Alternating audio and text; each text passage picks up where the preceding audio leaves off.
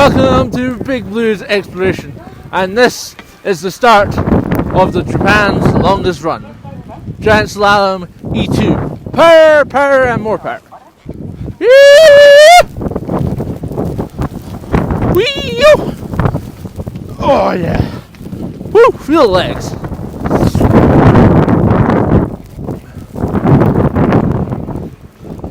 Into the compressions.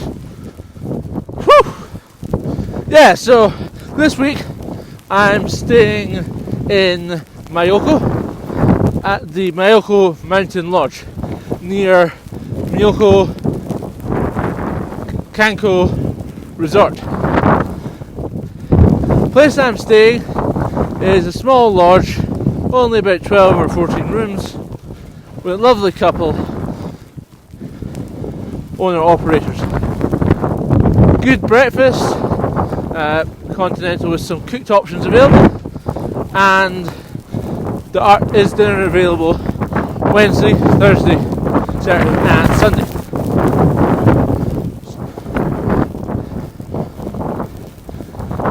Tonight is a sushi make your own, currently skiing down wonderfully powerful run. Getting to Myoko yesterday wasn't as straightforward as planned due to the cancellation of the Myoko Mountain Shuttle, which meant that I had to take a bus from Madara down to Iiyama and then train from Iiyama to Toino and then on to Myoko, followed by a fourth sector on a bus.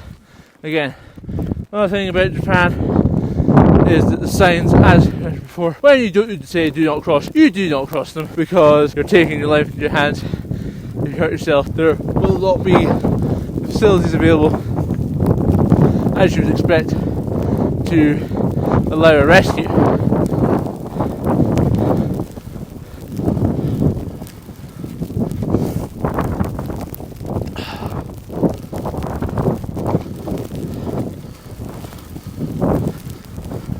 So far today, met a couple of people from places that I've frequented in Ben and Truckee, which is somewhere I will be visiting in the near future. It is quite cold out today, but the powder is soft and the runs are quite quiet, apart from the lift to the top, which didn't open until 9:30, leading to a longer queue.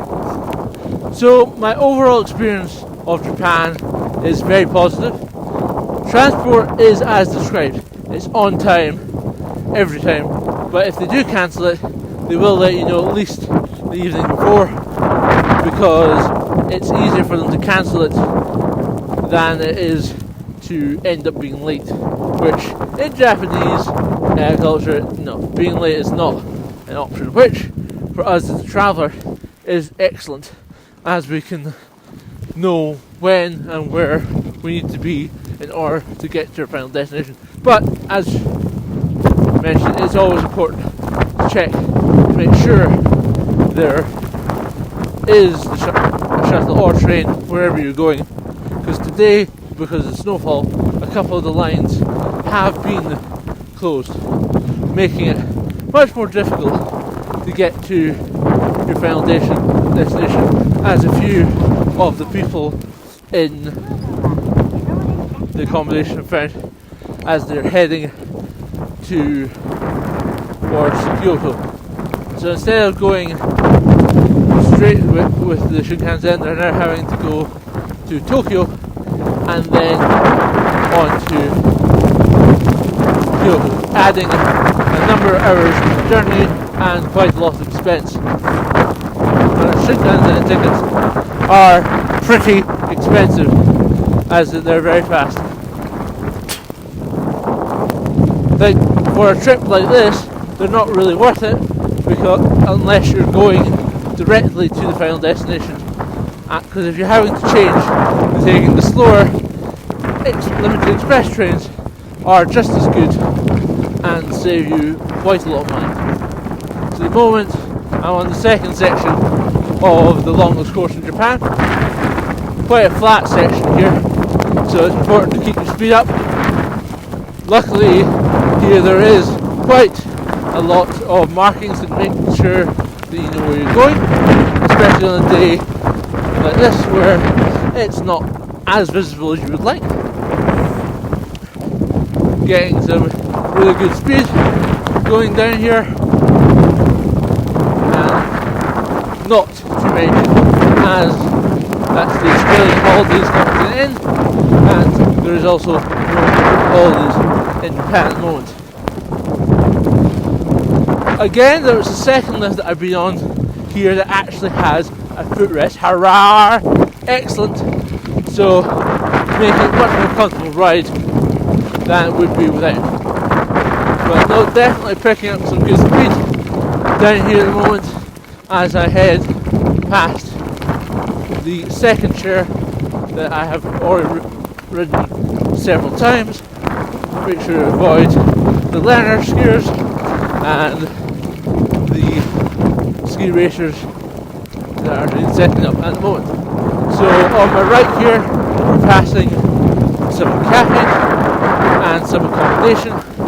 Another thing to note about coming to somewhere like Myoko in Akagura is that there is a limited availability of food options, which means that booking is essential, especially at peak times of the year. So just going finally on to the bottom section of the run, which seems to be slightly pisted, but mostly lovely and powerful. Not many people venturing down here at the moment, but looks like a wonderful quick way with a good amount of power on the side. Now heading down to the bottom section of Suginohara. Again, nice amount of speed to ensure that on the lower sections you can stop. On the right hand side you have huts, which looks of it are more summer than winter huts. Coming through the trees now for maximum speed. Again, some nice powder on the side of the run. You can see about how much snow did fall last night. Unfortunately, people do stop in the middle of the runs, which is not very helpful when you're trying to avoid any accidents. Again, on the right hand side here's the road. What you'll find here is that there are quite a number of roads going up to the middle stations and the resorts, which is quite different to Europe and America, where all the stuff is at the bottom. Here, and a lot of hiking in the summer as well, there are accommodations and stops up the mountain as well that are accessed year round by road, therefore leading to the scenes that you've seen with massive piles of snow. And here they don't dig the snow because there's so much of it. They basically just pile it higher and higher as they go throughout the season. So again, onto the tree section here, quite sheltered here, not too much wind before heading down onto the final section of the longest run in Japan. Definitely, if you come to Japan, it's important that you do bring cash with you. Bring more than you would think you need, because yes, the things do seem cheap, but in some places they can be quite expensive. It is normal for people to carry hundreds of dollars or pounds worth of currency, so taking that much isn't something that you should necessarily be afraid of doing. So unless coming down a blue run now, which might be a mistake, but we'll see shortly, because it doesn't look like anyone's been down here recently. That might be because that went to the cable car and we're going to the base area.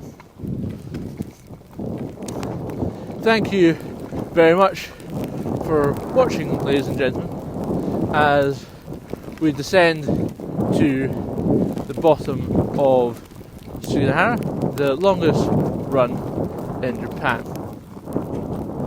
I'm at Myoko Suginohara Resort, and after giving it a thorough going over, I'm ready to give my rating. I would rate Myoko Suginohara as between a 7.7 and 7.8. The reason for this is that there is only a small amount of runs, but it is very close to Myoko Kogen Station and thus close to Nagano, making it only 2 or so hours from Tokyo by Shinkansen and then local train and bus. The snow quality here is excellent for such a short mountain, ranging from about 1,000 metres up to 1,850 metres.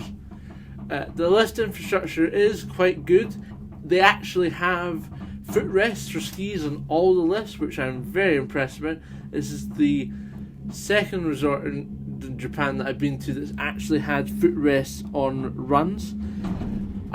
It has a nice bubble car that takes you most of the way up to the top. They do have some runs that are closed today, but that is due to the fact that they had a large dump of snow yesterday. It's well worth a visit. Much better than Shigakogen for the quality and length of runs, but close to places like Myoko, making it easy access for visiting from overseas, travelling via hubs like Tokyo.